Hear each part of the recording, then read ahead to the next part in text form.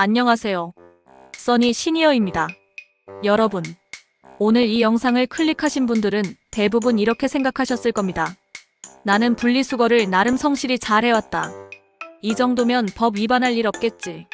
그런데 그 상식이 2025년 가을부터 완전히 뒤집힙니다. 작은 과자 봉투 하나, 라벨 안 뗀 페트병 하나, 회사 영수증 한 장이 내 이름으로 수십만 원의 과태료를 부르는 세상이 현실로 다가왔습니다. 쓰레기 한 봉투에 붙은 송장 하나가 내 재산을 날릴 수도 있습니다. 단속 기준이 달라졌고 적발 방식도 이전과는 전혀 다릅니다. 지금부터 약 15분간 앞으로 바뀌는 분리배출 규정의 핵심과 사람들이 가장 자주 실수하는 품목들, 그리고 영상 마지막에 공개하는 과태료를 완전히 피하는 3단계 방어법까지 알려드릴 테니 절대 놓치지 마십시오. 최근 몇 달 사이 각 지자체에서 종량제 봉투 단속을 강화하고 있다는 소식이 계속 들려옵니다.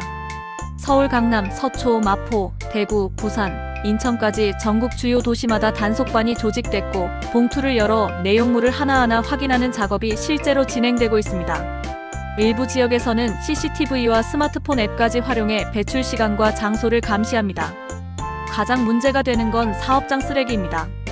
단 한 장의 영수증이 종량제 봉투 안에서 발견되면 출처를 추적해 벌금을 부과하는 사례가 속출하고 있습니다. 이건 더 이상 남의 일이 아닙니다. 실제로 어떤 분은 재활용 쓰레기 봉투에 기름기 묻은 플라스틱 용기를 넣었다가 단속반에 적발돼 현장에서 8만 원의 과태료를 부과받았고, 어떤 가게 사장님은 회사에서 나온 종이 한 장을 집에서 버렸다가 과태료 고지서와 경찰 조사까지 받았습니다. 그렇다면 무엇이 문제였을까요? 기준을 모르는 것입니다. 분리배출은 더 이상 상식이나 감에 맡길 수 없습니다. 기억하세요. 종량제 봉투에는 오직 일반 쓰레기만 들어가야 합니다. 재활용 쓰레기, 음식물 쓰레기, 사업장 쓰레기가 단 1%라도 섞이면 그 봉투 전체가 위법 대상입니다. 그래서 사람들이 헷갈리기 쉬운 핵심 금지 품목 5가지를 간단히 정리해드리겠습니다. 비닐, 플라스틱, 캔, 음식물, 사업장 쓰레기. 이 5가지는 각각 별도 분리배출 기준이 있고 종량제 봉투에는 절대 넣어선 안 되는 항목입니다. 먼저 비닐류입니다. 과자 봉지, 라면 봉지, 택배 포장 비닐, 뽁뽁이 모두 포함됩니다. 비닐은 반드시 깨끗하게 세척한 뒤 별도로 배출해야 하며 테이프나 송장이 붙어 있으면 전체가 재활용 불가로 분류돼 과태료 대상이 됩니다. 두 번째는 플라스틱. 특히 주의할 건 라벨과 기름기입니다. 플라스틱 용기는 내용물을 완전히 비우고 기름기나 음식물이 묻어 있다면 세제로 닦아서 배출해야 합니다. 페트병은 뚜껑을 분리하고 라벨까지 떼어야 진짜 재활용입니다. 세 번째는 캔류와 고철입니다. 부탄가스, 스프레이 캔처럼 폭발 위험이 있는 건 반드시 구멍을 뚫어 잔류가스를 제거하고 배출해야 합니다. 네 번째는 음식물 쓰레기. 음식물로 버릴 수 있는 건 동물이 먹을 수 있는 것, 그 기준 하나입니다. 향이 너무 강하거나 섬유질이 많거나 염분이 너무 높으면 일반 쓰레기로 분류됩니다. 5번째가 바로 사업장 쓰레기입니다. 영수증, 명함, 거래 명세표, 진료 고지서 등은 단 한 장이라도 집에서 버리면 안 됩니다. 사업장에서 나온 쓰레기는 무조건 사업장 전용 수거 시스템을 이용해야 합니다. 그럼 많은 분들이 질문하십니다.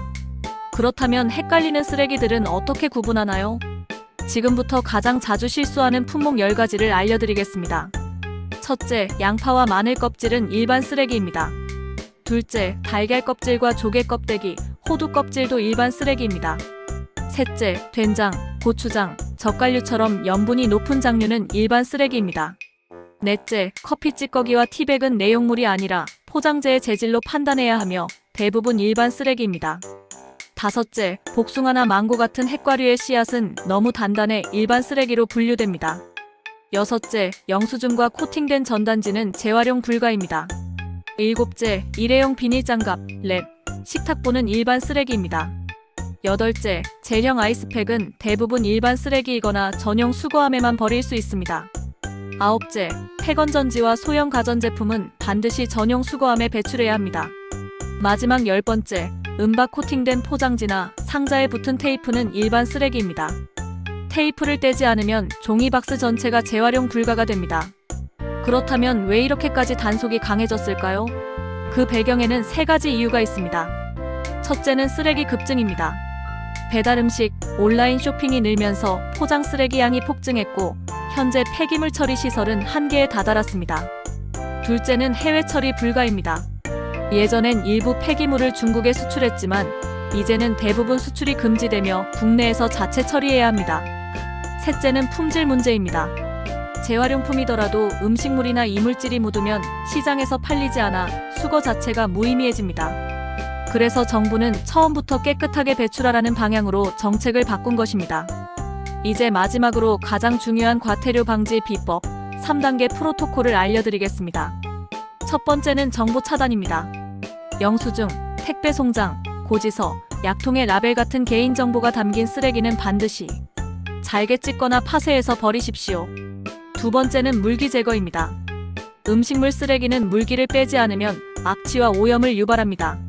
채반에 걸러낸 뒤 신문지나 키친타월을 이용해 한 번 더 흡수시켜 버리십시오.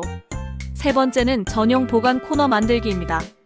30cm 이하 소형 가전, 건전지 등은 집안에 임시 보관 코너를 만들고 일정량이 모이면 한 번에 전용 수거함에 버리십시오. 이 세 가지만 실천하시면 거의 모든 단속 리스크를 피해갈 수 있습니다. 이제 쓰레기 버리는 일은 단순한 일상이 아닙니다. 잘못하면 벌금, 잘 버리면 지구를 지키는 일입니다. 오늘 알려드린 내용을 가족과 이웃들에게도 꼭 공유해 주시고 영상 저장하셔서 헷갈린 때 다시 확인하시길 바랍니다. 몰랐다는 말이 더 이상 변명이 되지 않는 시대, 여러분은 준비되셨습니까? 지금이 바로 행동할 때입니다. 감사합니다.